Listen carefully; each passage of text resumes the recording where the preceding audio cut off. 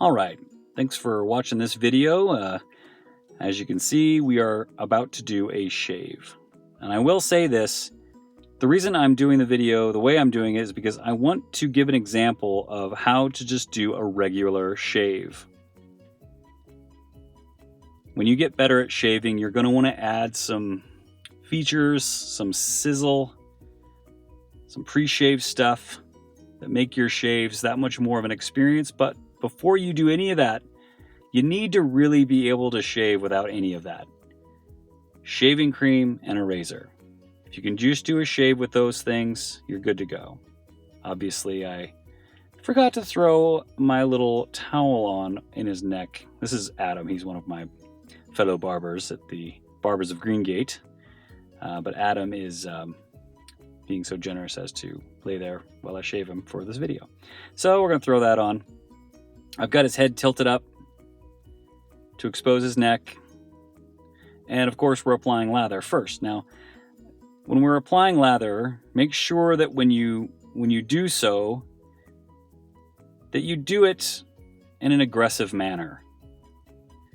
When you're too delicate with shaving cream, it feels weird. It's not a normal feeling. So really work that in. And actually, there's a reason for it. It's not a gimmick. The reason you're really scrubbing that face with that shaving cream is because you're trying to get those whiskers wet. You really want to get that moisture worked in. And so the more you work those whiskers over, the better. Typically, I don't like to shave with whiskers quite this long. I'll usually knock them down. I'll knock them down with basically like a 1. I want to be able to see the hair. You shouldn't be practically shaving them before, but I don't typically let it go this long. But for the purpose of the video, I went ahead and went with a longer hair so you can see the drastic difference. So I'm really working this in. Adding a little more. We really want this hair, these whiskers, nice and wet. The reason we want them wet is because, as it was explained to me when I was trained how to do this from Tim Height years ago, you're trying to get the hairs 2 things, wet and hot. Here we go. Here's a hot towel. I put this hot towel on. The hair's wet. Now I want to get it hot because hair is a little bit like pasta, okay? You get it hot, you get it wet, and all of a sudden, it just becomes a lot easier to cut. So that hot towel's on there. I want to say one thing about hot towels. When I make a hot towel, I make sure I wring the water out of it best I can before I put it in the hot towel maker. If the towel's too wet when it's in there, then it can scald their face. What you want to come out of that towel is steam, not hot water. A little mint. That's important. You don't just want hot water all over that towel. That can actually burn them. But if it's somewhat dryish, when it's wet, obviously, but you wring most of the water out, then it'll be steam on their face, not just hot water. Okay, so you get the point. I'm not leaving that towel on there for very long. I don't want to lose the heat. I don't want their face to cool off, because so long as that face and hair is warm, then it'll shave real well. So I got a new blade in there. Notice I throw on the hot lather on my hand before I take the towel off. So when I do pull the towel off, I've got hot lather on the ready to immediately put on their face. Keep that nice and warm.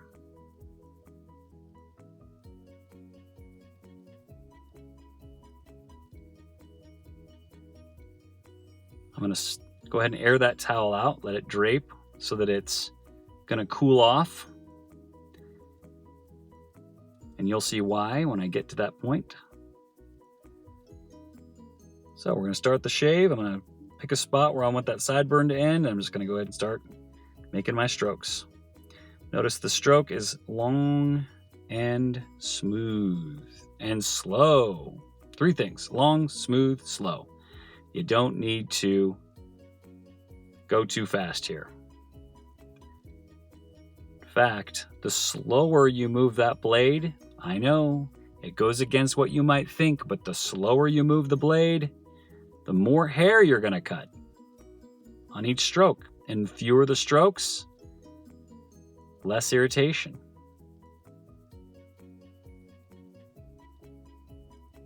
This is just shaving cream and a blade, okay?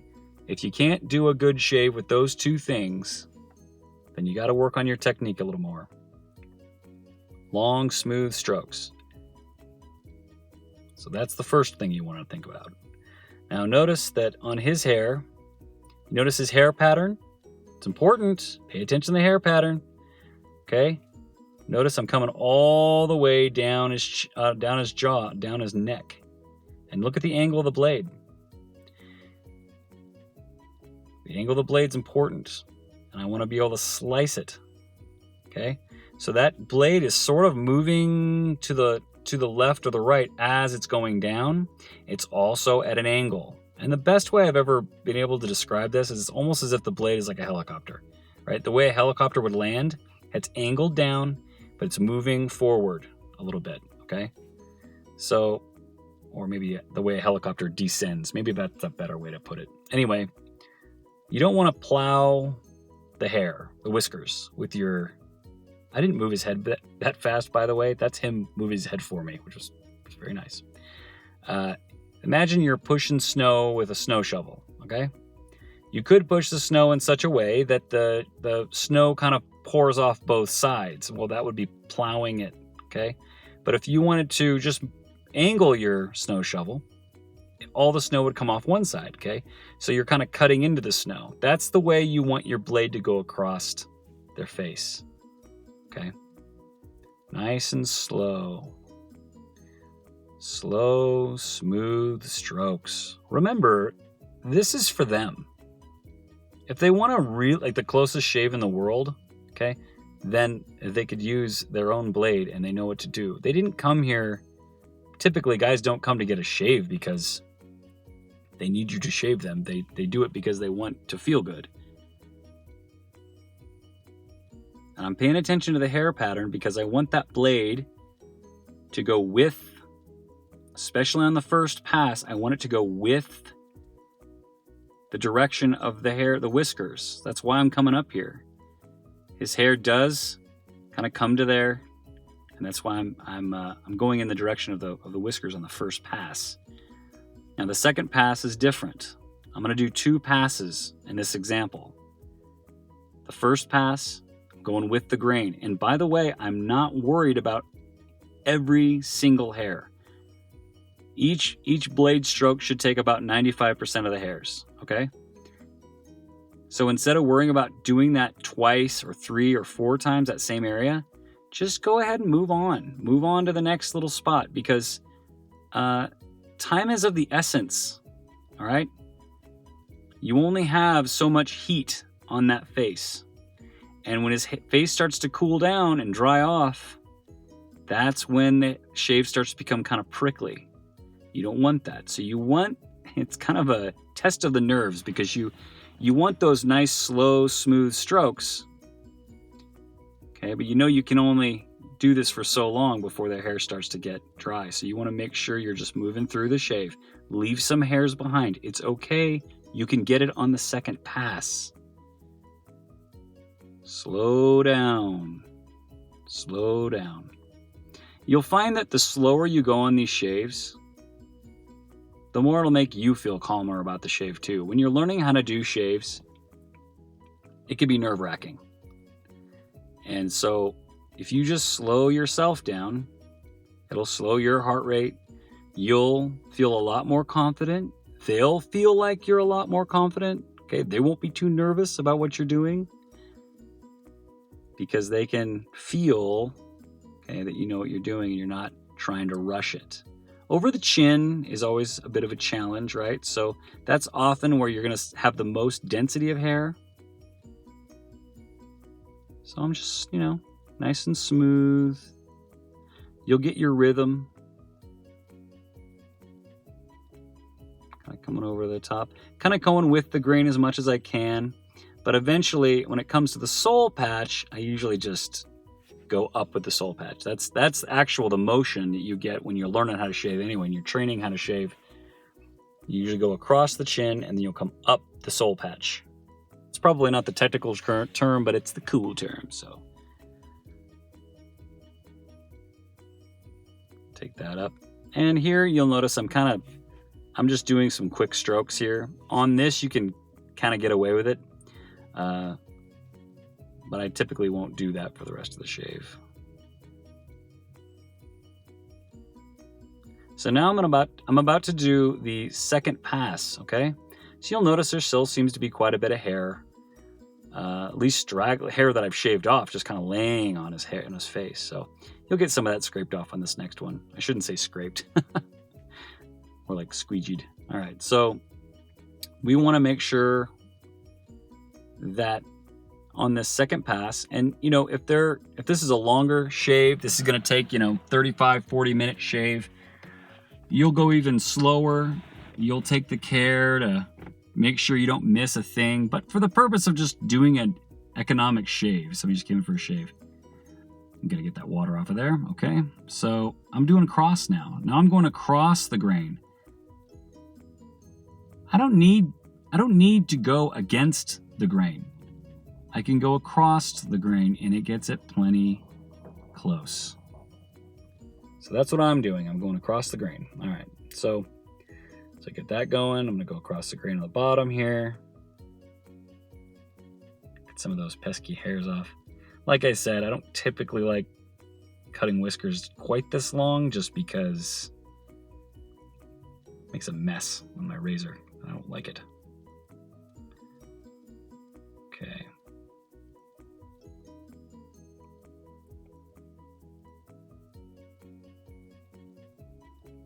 So notice that these moves are not too fast. I'm not trying to, like, you know, there's just really no reason to do that, to do these fast motions, unless you're just in a hurry. But he didn't come for you to be in a hurry. He came to enjoy himself. To enjoy the luxury of a nice shave. It doesn't feel rushed. Nothing's rushed in a barbershop. People come to a barbershop to escape. Okay. So it's either a backhand or a front hand stroke, right? I'm not doing anything, not inventing any new moves here. Like two kinds of strokes, one or the other.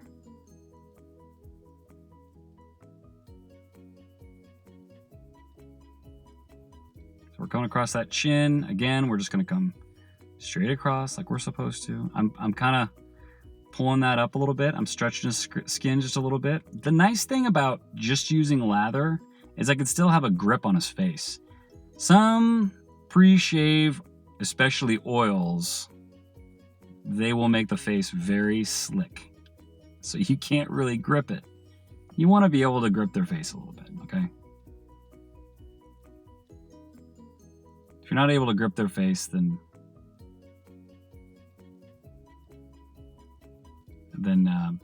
you're going to feel a little out of control, which isn't a good feeling. All right, so lastly, we're going to come across the grain on the other side. Nice and smooth. See that motion where I'm kind of slicing as I come down? It's a slicing motion. I'm not just plowing straight across. I'm doing a slice. I know that sounds like a scary word on a shave, is the word slice. But that's what I'm doing. I'm slicing hairs with a razor.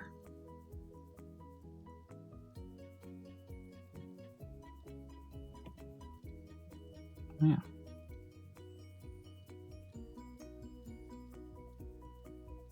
I kind of set the razor to the side so I don't have to rinse it off, just in case I have to use it again usually, because I'm pretty much done here with the shave. So this is disappearing cream. You can also use vanishing cream. It is something that adds some moisture. It's also menthol-y, so it'll cool them off, you know?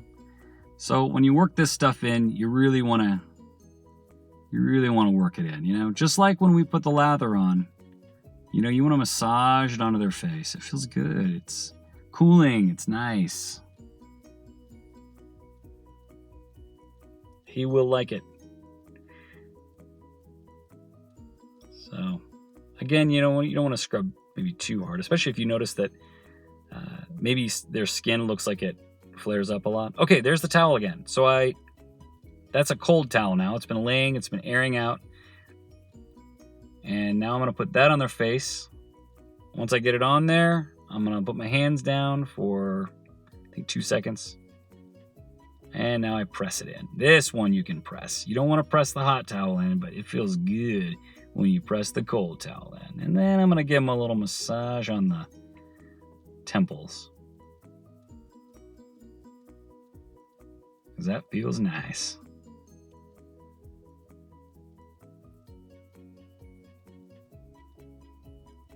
Okay. Now we can take, I usually, like I did there, I spin the towel a little bit to sort of wipe off any hair that maybe is still there on their face.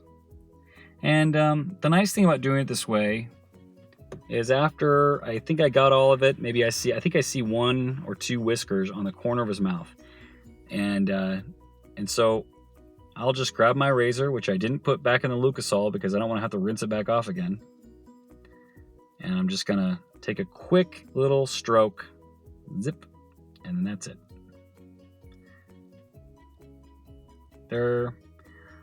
It's one of those moments that you need self-discipline, because I could look at that and go, okay, but I do see one that maybe that one looks a little long. Maybe I ought to do that.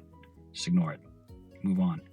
All right, so I just kind of tap the aftershave on. This is kind of one of my moves. Kind of go over the forehead, and it's going to be a little stingy. That's normal. So now I take my towel, which I used for a hot towel and a cold towel, and now I'm going to fan them off with it.